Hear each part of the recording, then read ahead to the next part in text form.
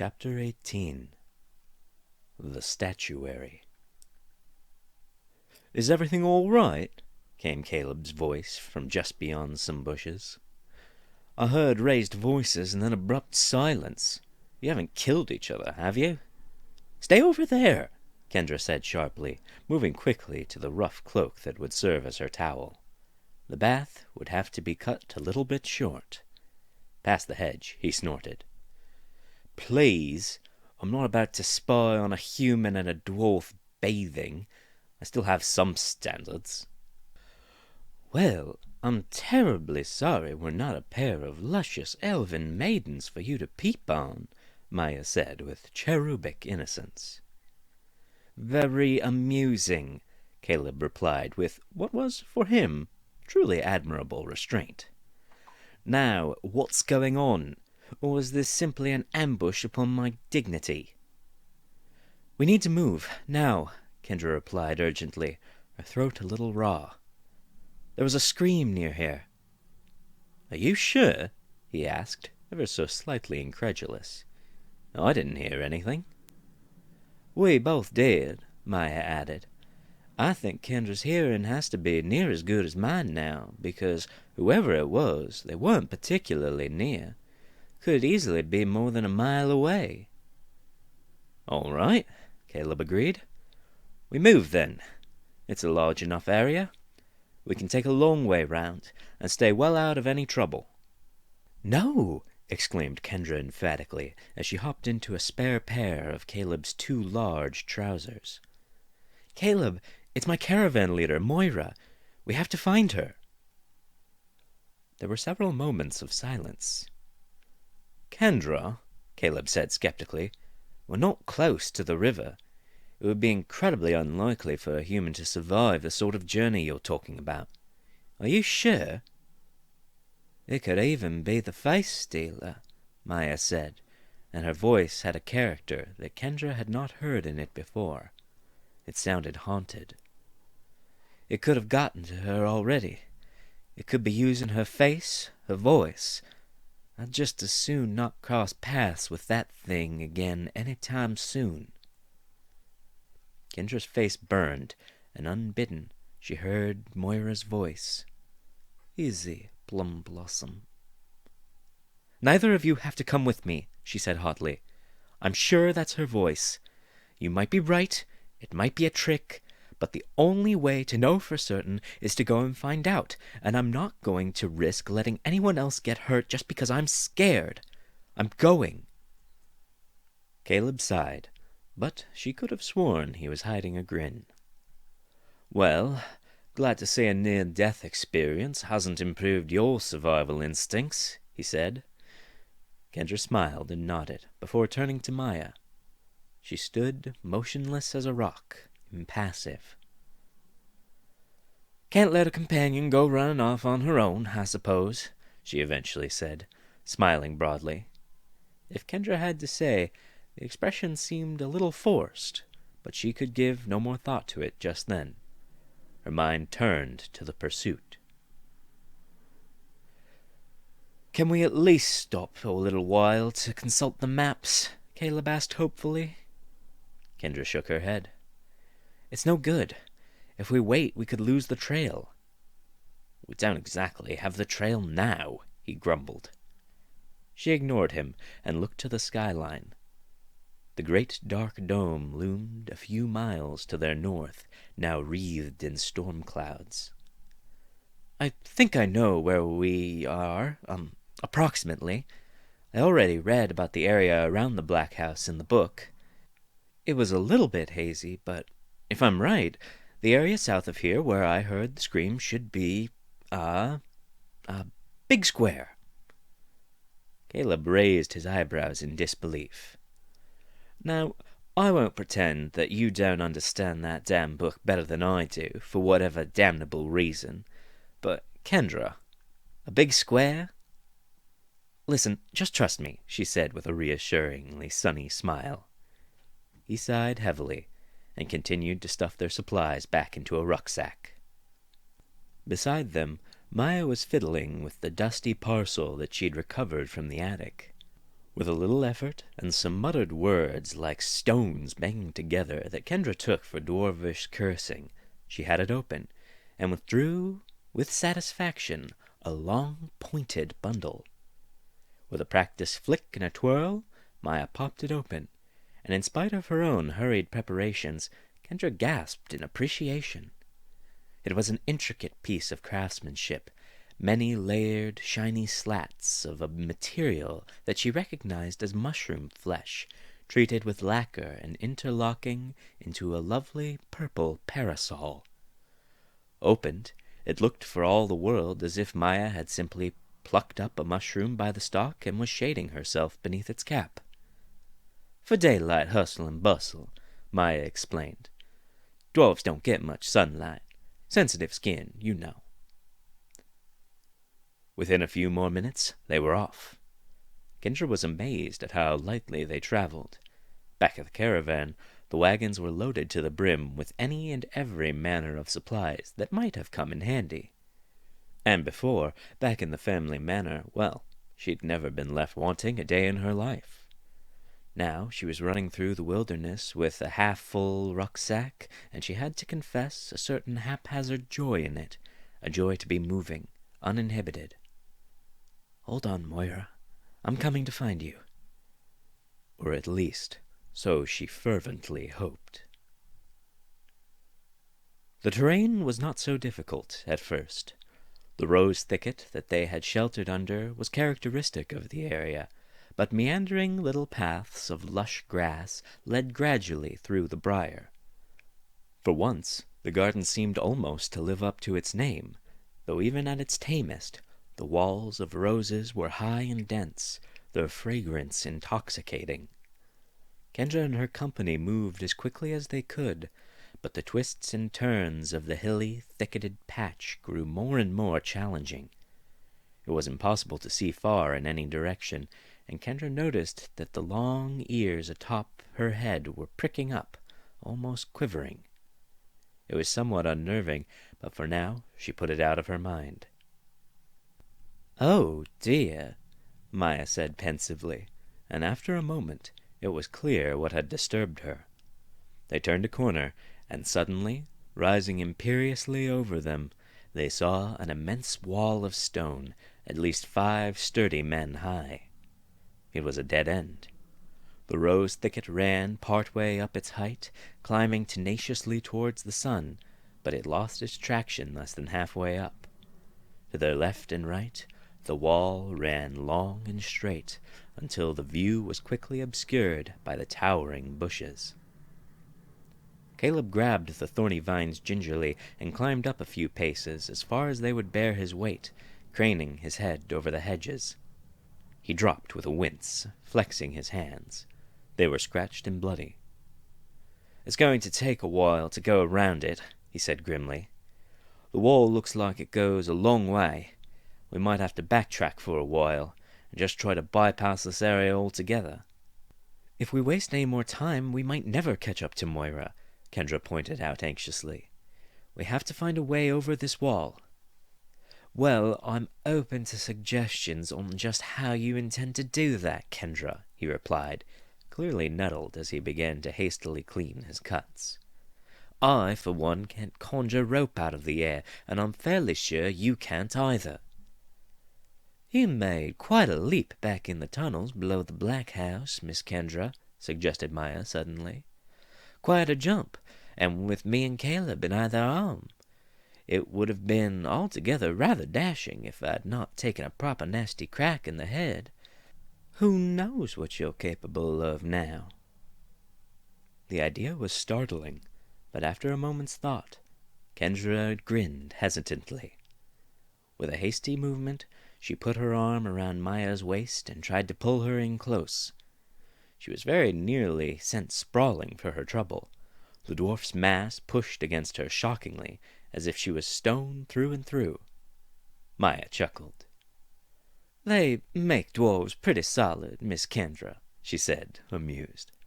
"Maybe give it a go on your own first." Kendra paused, lost in thought. She did not feel any different, really. Lively and well, perhaps a little sharper of hearing, but nothing that made her special in any meaningful way. She hopped and jumped a little, feeling foolish. She did not leave the ground any more so than was ordinary. "Concentrate, Kendra," Caleb instructed calmly. "Think. How did it feel when you made your jump before? What did you do?" With a deep, slow breath, Kendra closed her eyes and for a moment expelled her tensions and anxieties. It was clear in her mind. The tunnel, the chasm, the dust dancing over the glowing fungi, and Thomas's stolen face alight with something that was not quite emotion. First, Kendra felt her fear. She recalled its predator eyes on her, ones that she could feel even when she could not see them, relentless, inevitable. It had taken Thomas from her, and now the face of a friend held naught but terror. It had tried to take Caleb and Maya from her, and if she did not continue to run, she had no doubt that it would take her too, in the end. Her heart trembled, and she leapt. But as she cracked open her eyes, she knew she had not gone far. Next, Kendra felt her anger. Everyone she had met in her travels who had ever shown her kindness, the face-stealer had hurt. It made her a harbinger of woe, a herald of destruction, death ever at her heels like a second shadow. It had made a foul mockery of Thomas's memory, had cut down Yara, had gleefully savaged her and her friends. It was because of that thing she had finally decided to leave Adrian behind. Her heart burned, and she leapt. She cracked open her eyes and gasped. She was airborne, nearly over Caleb and Maya's heads. Then she fell back down, hard. Thorns caught at her legs and knees, but she ignored them, gritted her teeth, and rose again. Lastly, Kendra felt that feeling of watching over her new friends, fallen, hurt, and helpless. That pang that she still felt when she saw Thomas's face. Moira throwing her out of danger. Why she had pulled Adrian into the river with her, and why she had left him behind, too dear to risk. Her heart caught, and she leapt. When she opened her eyes, she saw rushing gray. She was soaring, her jump launching her high into the air, over Caleb and Maya, over the hedges. There was a euphoria in it, she thought breathlessly, to be weightless, disconnected from the world, out of reach even momentarily. Then she was slowing, and a slip of blue was coming into view over the streaking gray, and she returned to the moment. With panicked motions, she flung out her arms, scrambling for a handhold. As Kendra began to fall, her arms came down heavily and painfully over the flat top of the wall, but her fingers caught and held on the far side. Panting, she hung there for a moment, chin at the edge of the wall, looking over. What she saw was so breathtaking that she very nearly lost her tenuous grip. Beneath her lay a wide space, bursting to its brims with flowers. There were rose bushes much the same on her side of the wall, but these plants had been groomed exactingly and with patience, shaped into intricate swirls of pink and white and red like the rippling folds of a flowing gown. There was a wild order to it. They seemed to orient her on patches of naked grass, where Kendra caught the barest glimpse of some stony fixtures looming just over the head-high hedgerows. It caught at her throat. This was a garden, in the proper sense, and someone's pride and joy. "Quite the jump, Kendra," called Caleb approvingly below her. "What do you see?" "The rose garden goes on a ways," she called back, shaking herself and returning to the present. "Someone's definitely been pruning in here, taking care of things." She turned back, squinting into the distance. "It goes on for at least a mile, and it's hemmed in on all sides by walls just like this one." She looked down, allowing herself just a moment of impish triumph. It's a big square, like I told you." All right, Caleb grumbled. "Do you see any way to get us up with you?" She bit her lip thoughtfully. "I could go take a look," she offered brightly, now clambering to sit atop the wall. "There might be a gate somewhere, or a coil of rope." "You want to go wandering off alone?" he asked sharply. "That's too risky. You don't know what's here. The book wasn't clear." "We'll lose a lot of time if we have to go around," she said, striving to come across as completely reasonable. "It's worth me at least checking things out. I'll be careful. Don't worry so much." And in truth, she badly wanted to go down for a closer look. It was spectacular work, and its warm sprawl sent pangs of nostalgia to her very core. Maya laughed. "She's set on it, Caleb," she said easily. "You won't convince her otherwise. Safe travels, little rabbit." Kendra blushed and smiled apologetically. Then, still somewhat cautiously, she hung herself down from the wall and made the long drop into the rose garden. It was well she did. Even landing in a drift of soft, healthy soil, her knees went numb from the impact. But that was quickly forgotten. To see it from above was nothing to standing in the midst of the beds of flowering greenery.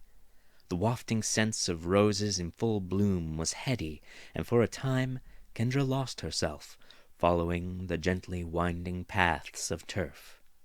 The sun had not yet risen to its full height, and there was a constant, gentle hum of bees. It was altogether an inviting place. Turning a corner, Kendra paused, her stomach suddenly fluttering.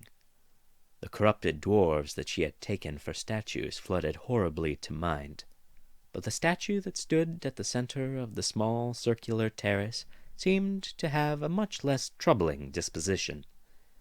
She edged nervously toward it, and, with a hesitant hand, she nudged it, then jumped back. Not altogether surprisingly, the statue did not respond, and Kendra laughed in relief, a bit embarrassed. She walked closer and considered it. The stone man was crafted with an artistry befitting of this fair place. The chiseled cloak rippled and folded as if still fluttering in the wind, and though he looked almost human, a pair of small horns poked out of his forehead. His features were a little blurred from years exposed to the elements, but there was still something utterly convincing about his expression. It was shaped to show trepidation, but something like acceptance as well, and a pitying sort of forgiveness that made her shiver. She walked on. There were more statues as she went, all spectacularly beautiful and deeply evocative, depicting people that all seemed somehow conflicted. Each was rendered incredibly lifelike, and each afforded a place of honor, a clear space of open turf kept carefully neat amidst the rings of vibrantly colorful and wickedly pointed roses. "Good morning, stranger." The voice was unobtrusive and pleasant, but Kendra gasped regardless. As sensitive as her hearing was, she had not heard anyone approach. She froze, eyes flicking towards the sound. A tall, elegant figure in black stood on the far side of the statue. The voice was that of a lady, but she was heavily veiled, obscuring her face entirely. "Do forgive me for coming on you unexpectedly," she continued. "I hope I didn't startle you too much. I confess, I was walking quietly. I saw you coming over my wall, and I wanted to know who had come to call. Welcome to my humble home." Kendra bowed her head instinctively, though not so low that she took her eyes off the woman. "Please forgive me for intruding uninvited," she said formally. "I'd not realized anyone lived here." She fell on familiar forms, for the woman had that air of nobility, proud, reserved, magnanimous. Kendra had been drilled on how to address such a personage for as long as she could remember. "It's quite all right, dear," came the voice, silvery and soft. "A visitor is a rare delight, as you might imagine. Well, you've seen my rather imposing little fence." She laughed with a voice like tinkling porcelain. "Might I ask you to sit for tea?" "I have friends waiting for me outside, distinguished lady," Kendra said uneasily. "I fear I have little time." "It won't be long, dear," she replied reassuringly. "Perhaps we can discuss whatever it was that brought you here. I can't imagine you scaled my wall for no reason. Please, I've not had a guest for tea in such a long time. It would be a great comfort to me." Kendra stood awkwardly for several moments, racking her brain for a polite refusal. Nothing came to mind. And the lady seemed genuine. Kendra could hear that pang of real loneliness that she understood all too well. She swallowed and pulled a smile over her uncertainty. "I would be honored to stay for a little while, then. Thank you." The lady clapped her hands together once in apparent delight. "Wonderful! The kettle should be near to ready. Please forgive my forwardness, but I had so hoped I would meet someone like you." With a beckon of a gloved finger, she began to walk deeper into the rose thickets. After an anxious backward glance, Kendra gathered herself and followed. It would have taken Kendra a very long time to negotiate the paths had she not had her guide. It seemed to wind around in a most disorienting manner, labyrinthine, until she had quite lost her sense of where she had come in from. It did not help that of all the places she'd seen on her journey, this one seemed somehow the most unreal, as if sprung from a fairy tale. The breathtaking brightness of the flowers and their overpowering scent came together to a nearly dizzying effect as she followed along behind the dark-gowned figure. The lady cut a shocking silhouette that irresistibly drew the eye against the warm and lively colors, a black sun. "Here we are," came the lady's voice, jolting her back to the present. Kendra looked around, startled. She had hardly realized how far they'd come. They were on a small patio, half shaded and half in sunlight, outside a modest cottage. It was hard to determine what it had been built from, so covered was it in thick layers of vines and thorns. Just off to the side, a statue of an old woman in simple garb stood turned away, facing into the roses. From inside, Kendra heard the whistling of a kettle. "I'll be along in just a moment. Please, take a seat.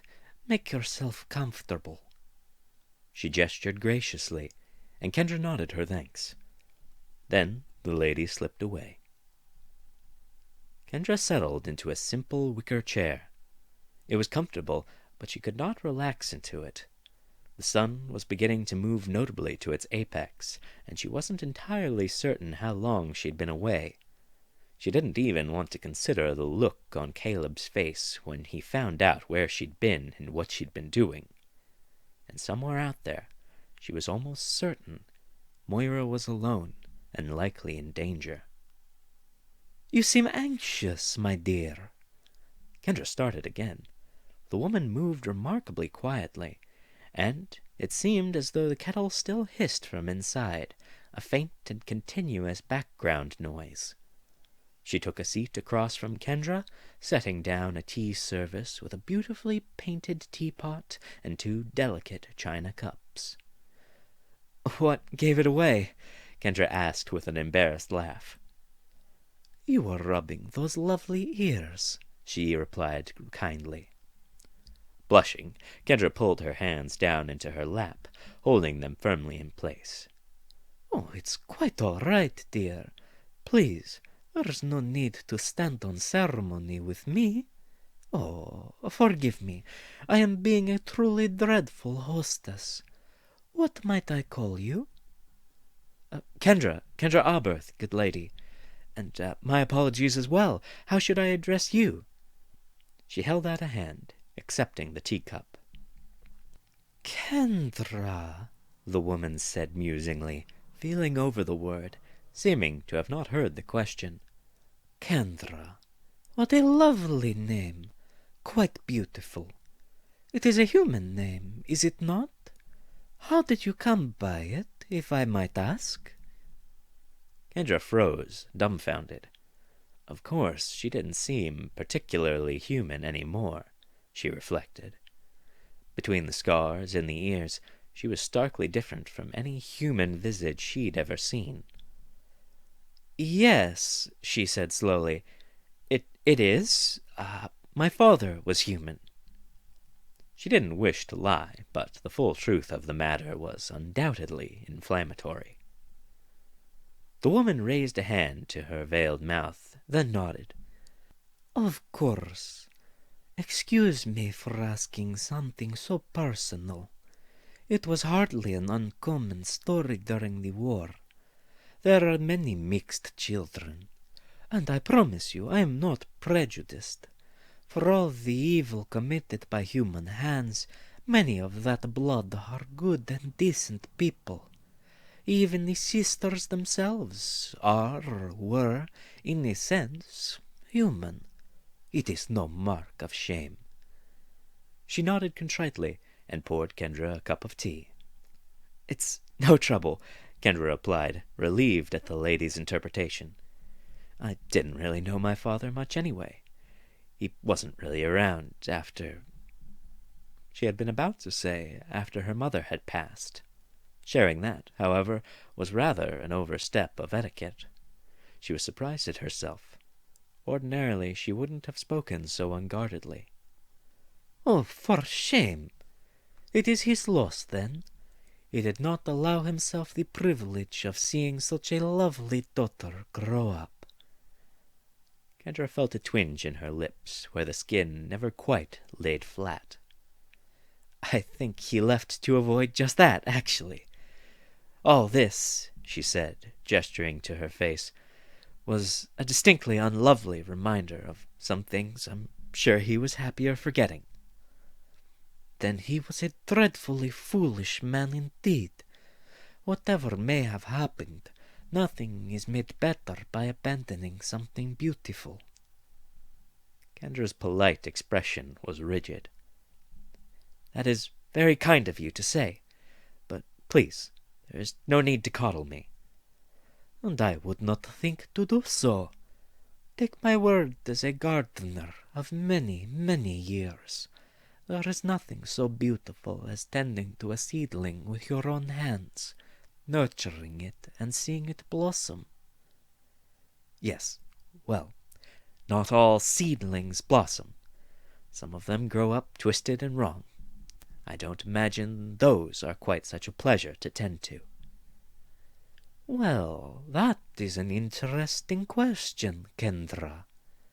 The veiled lady leaned back, gloved fingers tracing her saucer contemplatively.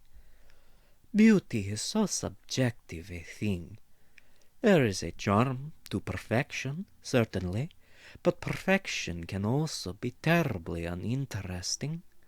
Symmetry and straight lines hold no surprises, nothing to inspire the mind to wonder and dream. To accrue scars and blemishes is to live. Without them, there can hardly be a story to tell." "Well, my face certainly tells a story," Kendra said with a distinct note of bitterness.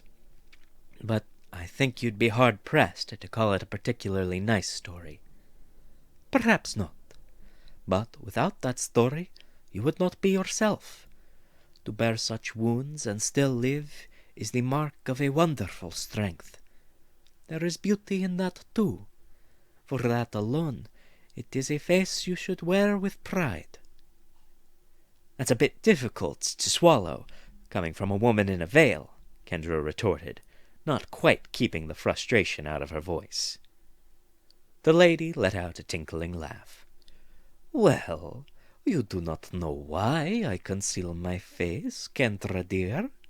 Perhaps all the sweet young maids who came around for tea were simply too smitten with the overwhelming beauty of my visage. Perhaps this veil is all that protects your womanly virtue." Kendra turned bright red and hid her face in her cup. "Your tea is delicious," she said, trying desperately to change the subject. "It is, isn't it?" the lady agreed pleasantly. "It is my own private blend. I grow and prepare all the herbs myself. Do drink up. It does wonders for the nerves. You seem like you could stand to relax a little, if you don't mind my saying so, Kendra dear. What has you so agitated?" "I'm looking for someone," Kendra explained. "I thought I'd heard her, somewhere near here.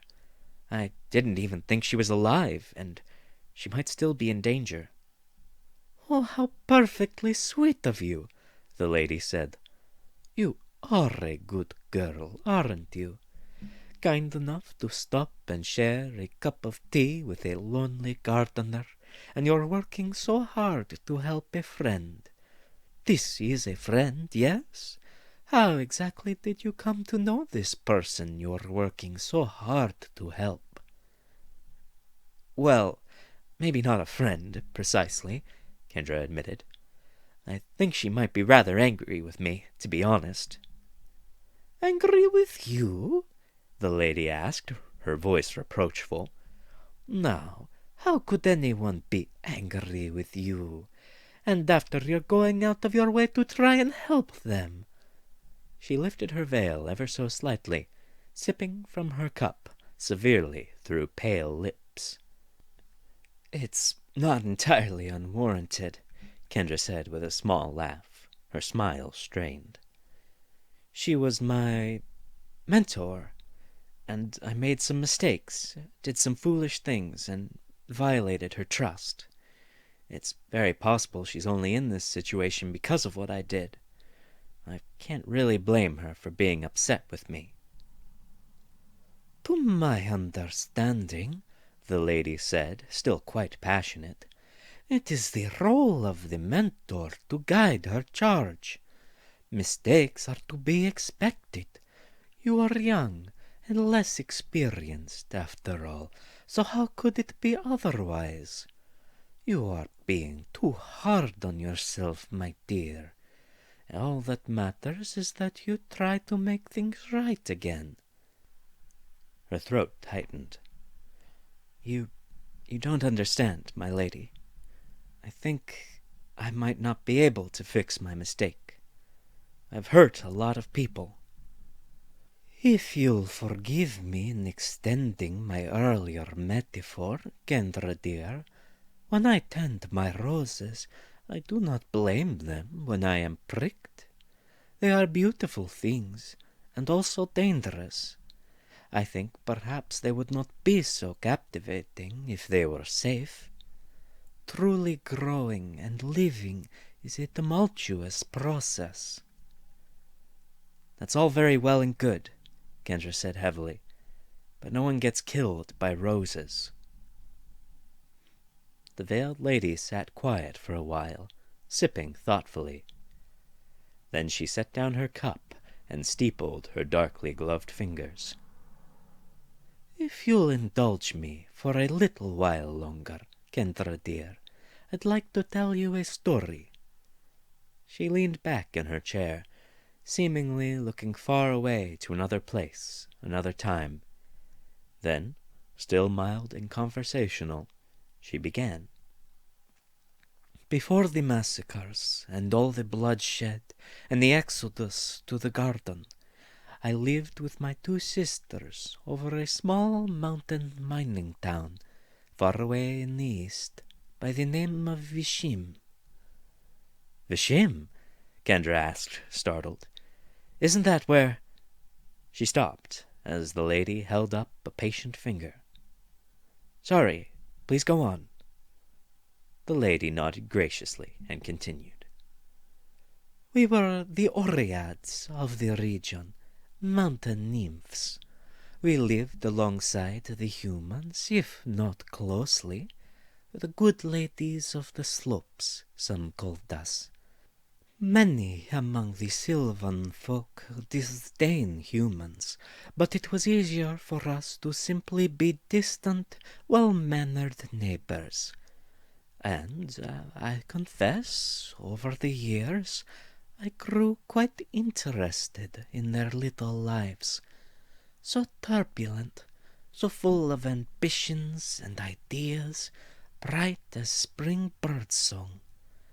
When you live as long as our kind, that sort of unbridled enthusiasm can be hard to come by. Everything proceeds at a measured, predictable pace. It can make that wild passion intoxicating. Well, sooner or later, the inevitable happened. I fell in love. The town baker, Sarah. The lady sighed, and though her face was veiled, Kendra could feel the wistful smile on her lips. In her silence, a faint hiss could be heard, though the sprawling roses did not sway in any wind. I could tell you stories about her all day. She was a wonderful woman, and in all my centuries I have not met her like. But it matters not. In the end, just what you would expect to occur finally did. No small-town secret remains a secret for long. Word of the Sylvan living among the humans made its way to the Queen. I only escaped because I was out walking in my mountains when they came for me, and Sarah found me first. She told me that armed men were looking for me by name. She begged me to flee, and I asked her to come with me and my sisters, but she was afraid. She said she was worried that they'd retaliate against her family if she went into hiding with me. So she returned, and was taken away in chains for the crime of being my wife. My sisters weren't so fortunate. They were in town when the soldiers came, and went quietly. It was still very early days, you see. We had no idea how black and evil was stirring in the lands. We still expected mercy. From the edge of town, I watched my sisters be put to the sword. From there, like so many others, I fled to the garden. I watched the refugees form communities, begin new lives. I admire them for it, I really do. But I was alone, and nothing could extinguish my fury. So eventually, I went to see the sisters. It wasn't easy to meet them, but there is little you cannot accomplish when you have an obsession and aren't concerned if you live or die. It took time, effort, and sacrifice, but I had my audience with them. Lady Ilya tried to convince me to let it all go, but I knew that was impossible. In the end, Lady Genevieve gave me her blessing and told me to do what was needed to finish it. When I came home to Vishim, I barely recognized the place. The mining had been expanded from the Queen's War, and mud and toxins were flowing in the streams. Those beautiful, ancient woods had been stripped from the hills.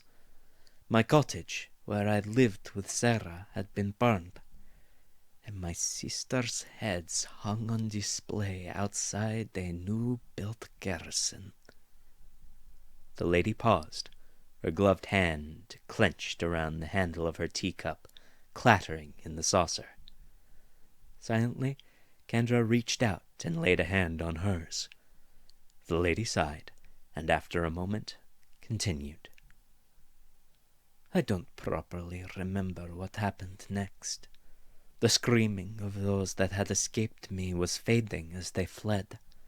I found myself alone in a silent town that used to be my home. and among those remaining that I had exacted my vengeance upon, I found Sarah. I'd not expected to find her there. I suppose sometime in the years I was away she had been released. She was old by then, but I knew her face, as sweet as when she was a girl, and she knew mine, even after all the time and changes, even after the blessing. Despite my rage, I think she was still trying to reach me at the very end. They sat in the sunlight, Kendra's hand still on the lady's, her veiled face turned away, looking into the rose garden, full of birds and pollinating insects, the thrum of life. "You're the Medusa, aren't you?" Kendra said finally, more statement than question. "There's stories about the scouring of Vishim, the town that was turned to stone." The lady chuckled quietly, pulling up her veil ever so slightly, sipping her tea. Kendra noticed now that the veil rippled strangely when disturbed, and that subtle hiss swelled. "Just Medusa, actually. I suppose it's no surprise that the story has changed a little over the years. Though to think they took my name for some monstrous title." Medusa snorted. Kendra nodded, her hand still on Medusa's. She could not help but feel a sympathy that overrode her fear. "You have rather a lot of statues," she offered, cautiously probing. "Many of them were unwanted guests," Medusa replied easily. "A woman living alone can attract dangerous attention. At least one of them seemed to think that cutting off my head would grant him Ilya's blessing, the uncouth brigand. Others," she trailed off. "I'm not a monster, Kendra. I stay here in my walled-off little sanctuary to keep people safe. My gift is dangerous, I know that. I've hurt people too, many, many more than you. I have made enough mistakes for several lifetimes, and I've tormented myself for many years over them. But eventually it has to stop, Kendra. You can't punish yourself forever for your mistakes. You have to allow yourself a little peace." Kendra sat utterly still, feeling half a statue already. Her stomach churned as she listened, transfixed, wanting desperately to believe.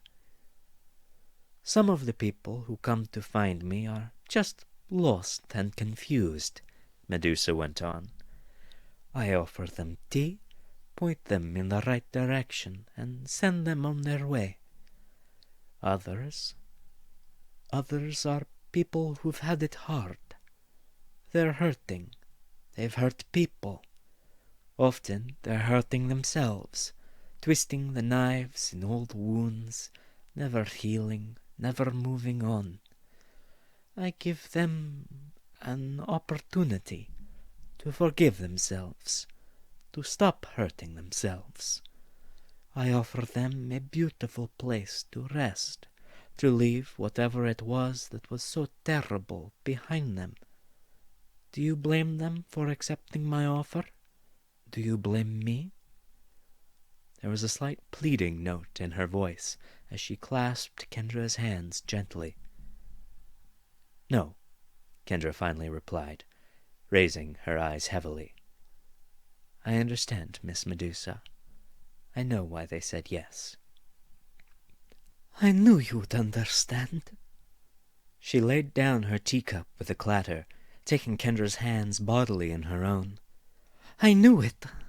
You have that look about you. Of course you understand. You've been hurt. You're tired and lonely too. Kendra." Medusa stood abruptly. "You could stay here too. You don't have to hurt anymore.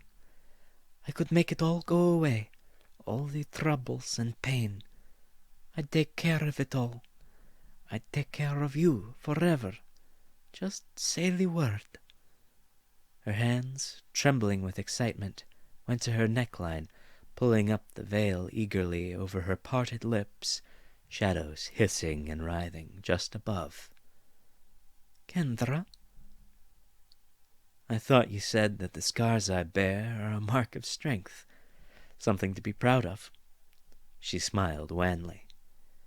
What must you think of me to want to end it all now? It would not be your end. You would endure here, beside me, your beauty and strength immortalized. It is not a weakness to put an end to suffering. She said it so very tenderly. Kendra felt a monumental weariness weighing her into her chair.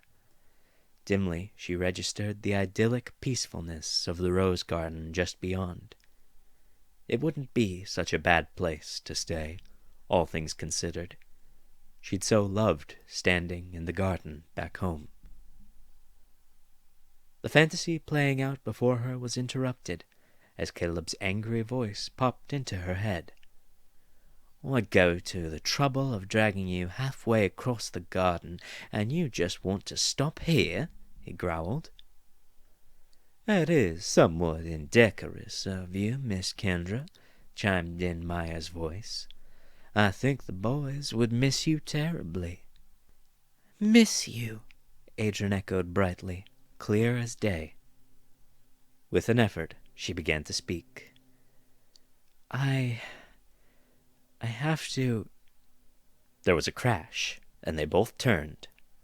Kendra found herself speechless as Caleb and Maya came rushing out of the undergrowth, seemingly thought into existence, covered in cuts and scratches, a cloth wrapped around Caleb's eyes. "Stay away from her!" he roared, splitting the tranquil air of the rose garden. She had the air knocked out of her as Maya's dense bulk collided with her, pushing her from her chair, sent rolling, a hand locked firmly over her eyes. "Are you all right, Kendra?" came Maya's voice, quite solid, urgent and absent of much of the usual smoothness. She could not reply. She was desperately sucking down air even as the dwarf crushed it out of her. "Oh, excuse me," Maya said, propping herself up, but still keeping her heavy frame firmly between Kendra and Medusa. She could hear a fight unfolding. If he could not see, he seemed none the worse for it. Medusa's shouts came furious and pained as china shattered and patio ware splintered. "How dare you! How dare you!" Kendra tried to cry out, but the sound was feeble and nearly inaudible.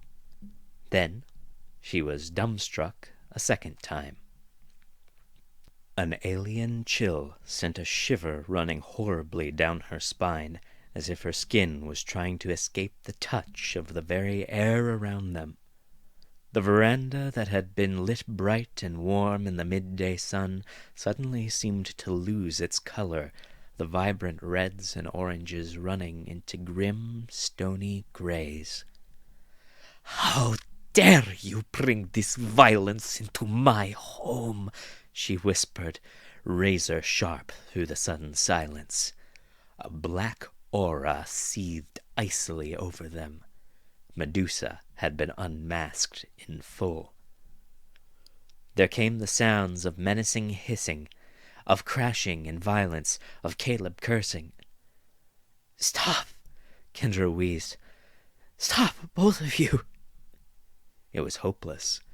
The air seemed frozen with a caustic hostility. She could not catch her breath. Her voice was inaudible over the clash. Irrationally, she turned to look towards the struggle, but Maya caught her face and held her. She looked to the dwarf desperately, and was surprised to see her nod with understanding.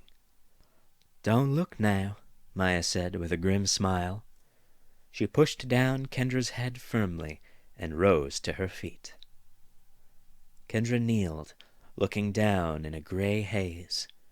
Sounds of battle still echoed hollowly over the tiled expanse, seemingly dulled in the stagnating air. Then there came a resounding thud, A cry and silence. The veil of cold was pulled away. The day took on its fair character again. Kendra could smell flowers waft on a warm breeze. Cautiously, she looked up. Maya stood between Caleb and Medusa. Caleb seemed to have been thrown bodily across the patio and was lying beaten in the remains of a table, rubbing his head and groaning. Maya stood directly before Medusa, her fists balled on the hems of the veil, holding it down. The two women regarded each other in a tense embrace. "I think," Maya drawled, "there might be a bit of a misunderstanding here. I gather you're a friend of Kendra's?" Abruptly, Maya unclenched her fists, hands spreading broad and apologetic, and she inclined her head with a smile. "We are too." Medusa stood still for several long moments. Then, without warning, she fell into Maya's arms and began to cry.